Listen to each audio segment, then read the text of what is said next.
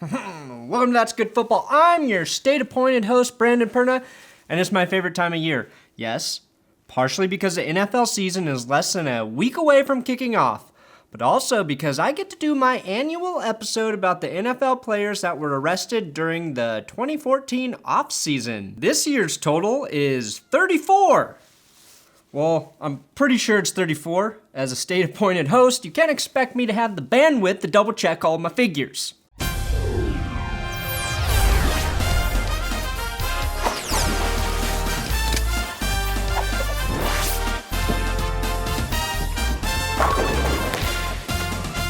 Let's start with the curious case of LeGarrette Blount and Le'Veon Bell, who were arrested August 20th near Pittsburgh after a traffic stop.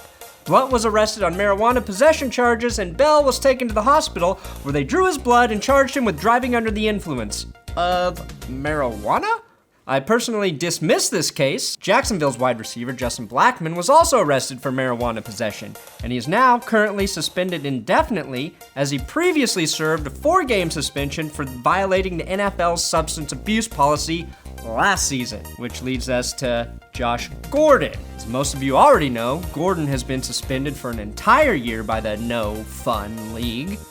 Gordon was arrested for blowing a .09 after being pulled over. Like Blackmon, he was double fucked because he was already facing a suspension by the NFL for violating their substance abuse policy. Now, blowing a .09 is the equivalent to driving after about 6 drinks, or what I call breakfast. Now, I have no real sympathy for NFL players who receive DUIs. Unlike us lower middle class folk, NFL players have plenty of money to pay for taxis, Ubers, Lyfts, or even goddamn limos.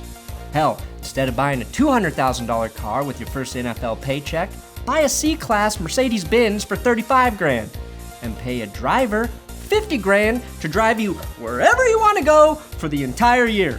I just saved you $120,000 and a year-long suspension, which saves you way more money than the $120,000 I already saved you. And look no further than Akeem Spence to teach you a very valuable drug lesson. He's the Buccaneers' defensive tackle whose marijuana possession charges occurred because he was pulled over for driving over 100 miles an hour. The lesson? Don't fucking drive 100 miles an hour when you have weed in your car. The same applies for guns, immigrants, and dead bodies. Everybody knows that. Now, any asshole could sit up here and criticize the players in the NFL for all fucking up. But I'm not any asshole. No, I'm gonna bring in answers and solutions. That's right, we're going live right now to America's best life coach, Tiana Jackson, who's gonna set these players right, he's gonna set the NFL right, and he's gonna teach us to set them right too. Tiana, are you there? Thank you, BP. I'm a big fan of your show, and I'm also a fan of your father's show. Yes, I did my research. The Life and Times of Grizzly Adams made me want to grow a beard back in the day. In fact, I did, and ended up getting picked up for mistaken identity. Motherfuckers thought I was Kimbo Slice and arrested me for street fighting. But anyway, look, I may be stating the obvious here, okay, but the double standard with this weed shit is really hypocritical, especially when you consider the ATF Fast and Furious scandal. I can count the amount of convictions connected to that shit on an amputee's wrist nubs, okay? These athletes are young men. Some of them are still breastfeeding, and that is no excuse for their misconduct, but is smoking weed really a misconduct? We are talking about a nation that makes up 5% of the global population, yet this very same nation consumes 50% of the global cocaine supply, and you are harping over some weed. We talking about gladiators smoking weed. You can't expect these men to endure this intense level of pain and not do something, especially when you consider the way these niggas get kicked to the curb once their contracts is up. It's cops out there with better retirement packages than some of these athletes, and you know what I'm saying? The cops ain't gotta chase their motherfucking opponents 100 yards and get smacked in the face. They can just stand and shoot them in the back. Y'all remember when that Duck Dynasty nigga Phil Robertson that made some racial slurs in his GQ interview? The nigga went on to say that he had an issue with gays and female vagina lovers, right? The network suspended him indefinitely. Then all the rednecks came together, sent in some letters, and boycotted the show and got to tweeting until they brought him back on the air. That's what y'all need to do. Start voicing your opinion in an organized fashion. Some of y'all watching the show probably helped get that nigga back on the air. Oh shit, hold up. Brandon, are you related to these Duck Dynasty niggas? No, I'm not, and I don't know why you would think that. Okay, all right, you know what I think it was? I think the beard and the white skin might have just threw me off a little bit. But anyway, man, what am I saying? Y'all need to organize a petition, a boycott. Help get your athletes back on the field. Help get your athletes back on the courts, and help get your athletes back on that MILF weed. Cut this football season rating in half until they bring back your favorite players, okay? Teach these niggas that the fans make the rules in this bitch. Prison logic all day, Tijuana Jackson, and here's a small list of people who also smoke weed, just in case you didn't know. And ask yourself if you think that these people are any less productive members of society than the actual motherfuckers making the rules.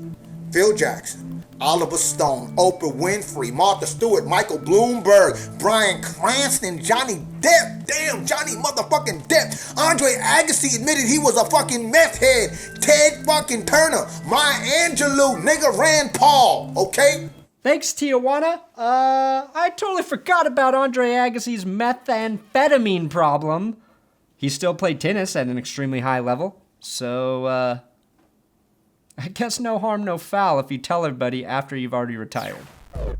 Now let's take a peek at the guys who did some stupid shit under the influence of America's favorite legal drug, alcohol.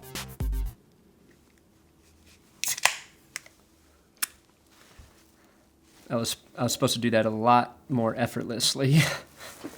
Sean Smith, the Chiefs cornerback, was drunk driving, and he crashed his car into a light pole in Kansas City. Instead of fines, jail time, or community service, his punishment should be rebuilding that fucking light pole from scratch with no help. Sean, try figuring out how the fucking electrical grid works. Let's enter the lightning round of booze-related incidents. Maybe they get in trouble because it tastes so goddamn good. The Vikings' Aaron Henderson, Washington's Fred Davis, Seattle's Spencer Ware, and Arizona's John Abraham received DUI. Denver Broncos safety TJ Watt received a misdemeanor assault charge for throwing a beer glass at a bartender in a strip club. That charge was later dismissed, so congratulations, TJ. Jacksonville wide receiver Tandon Doss was arrested for disorderly conduct in Indianapolis. Daniel Kilgore, the 49er center, was arrested for public intoxication, or as the Irish call it, taking a walk. But the most entertaining drunk arrest was awarded to Joe Lon Dunbar, linebacker for the St. Louis Rams. He was busted for fighting Dante Green, an NBA player in Miami. Apparently, they are arguing about which sport has the most out-of-control players. The winner of that fight has yet to be determined. And let's not forget the NFL's only owner who still wishes he lived in a frat house, Jim Irsay, who was arrested for driving drunk and popping a bunch of painkillers, or as everybody else calls it, the housewife special. Boom, gotcha, Jim. Lightning round over. The Baltimore Ravens didn't win the Super Bowl again, but they did win the race for most arrests this offseason. Lorenz Taliaferro, I think, a rookie running back, busted out a window in a cab.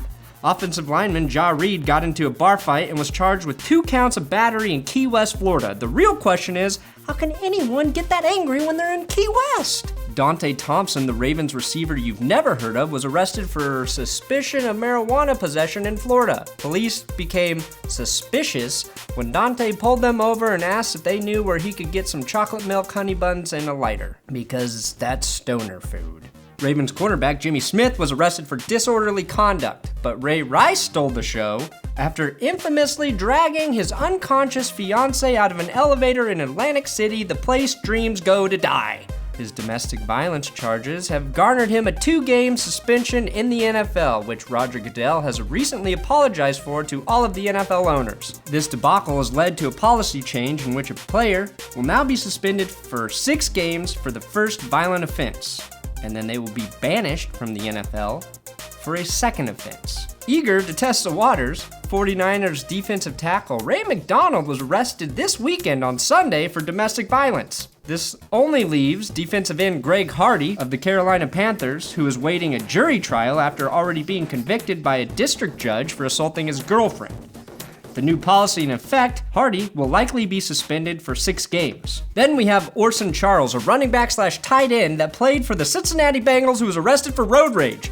which as a resident of Los Angeles, I could totally sympathize with. I'd like to push for his charges to be dropped immediately, even though he did brandish a weapon while driving. Okay, we're entering the lightning round part 2 for violent offenders. Cleveland wide receiver Devon Bess, assault. Philadelphia safety Keelan Johnson, altercation with the police officer. Chicago defensive end Cornelius Washington, speeding and driving with a suspended license. Oops, that should be in the who gives a shit category. Sorry. Chicago wide receiver Josh Morgan arrested for simple assault. It says here he punched a valet in Washington. So if you punch someone with a simple job, it's simple assault?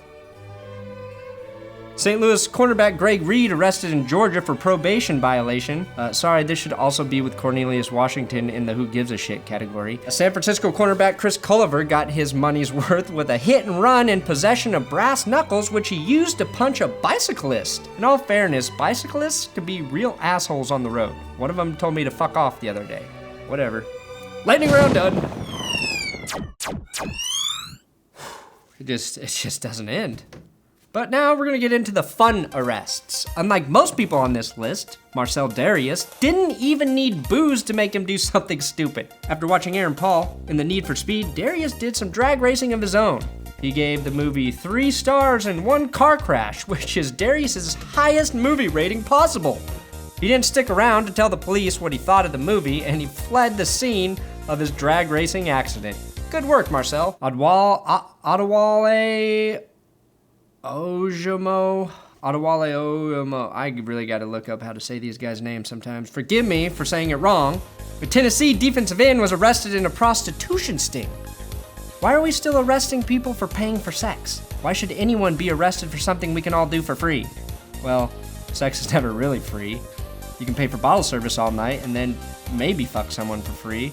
You can fuck for money if it's in front of a video camera, but you can't fuck for money in the privacy of a sleazy hotel room. I hate to be a pessimist, but there's no such thing as American dream anymore, is there? Aldon Smith literally went nuts at LAX after becoming belligerent while going through airport security. It's something we can all really relate to, but he took it a step further by screaming he had a bomb. And I happen to have exclusive audio from the incident. Let's take a listen. You can't say bomb on an airplane. Bomb, bomb, bomb, bomb, bomb, bomb, bomb, bomb, bomb, bomb, bomb, bomb, bomb, bomb. You gonna arrest me? My laughable arrest for the season goes to Roddy White, who was arrested after being pulled over for speeding. Apparently, he had a warrant out for his arrest for failing to appear in court for a citation because his tinted windows were too dark. It's okay, Roddy, I wouldn't show up in court for that shit either. Here's a tip for everyone though. It's a lot easier to drink and drive if the police can't see into your car. As the public defender, I'd like to leave you with my closing arguments. When I make fun of players like Le'Veon Bell and LeGarrette Blount, it's not because they like to smoke weed. It's because they know the jeopardy they put their careers in by smoking it. With that said, I believe as the public viewing audience, we are all a bunch of shallow hypocrites. The NFL, NBA, NHL, and even the MLB are forms of entertainment.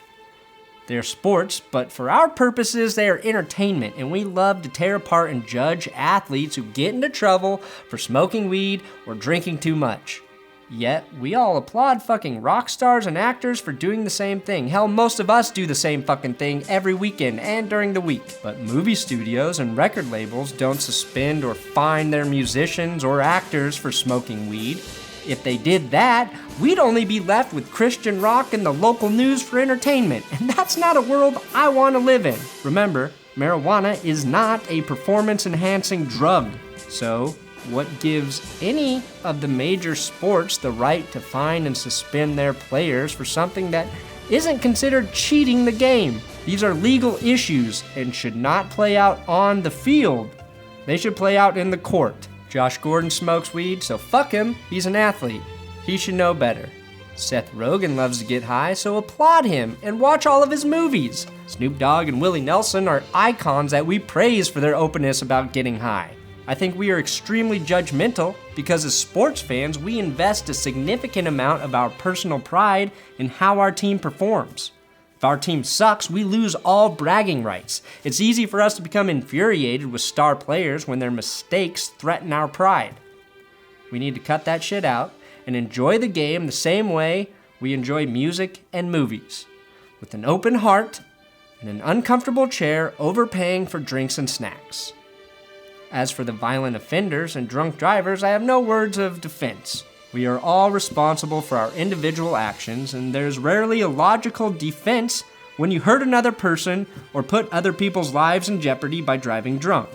I disagree with the current drug laws and the NFL punishments for players who smoke weed, but all players know the risks they're taking because of the precedents the NFL has established on these issues. Unlike the female orgasm, these punishments are not a secret. Thanks for watching another episode of That's Good Football. Make sure to subscribe to Tijuana Jackson's YouTube channel. And if you want to win some free Tijuana Jackson t-shirts, go to his website, TijuanaJackson.com. He's a real coach who's helped me through some of the lowest points in my life. And if you want somebody to tell it to you straight, he's your guy.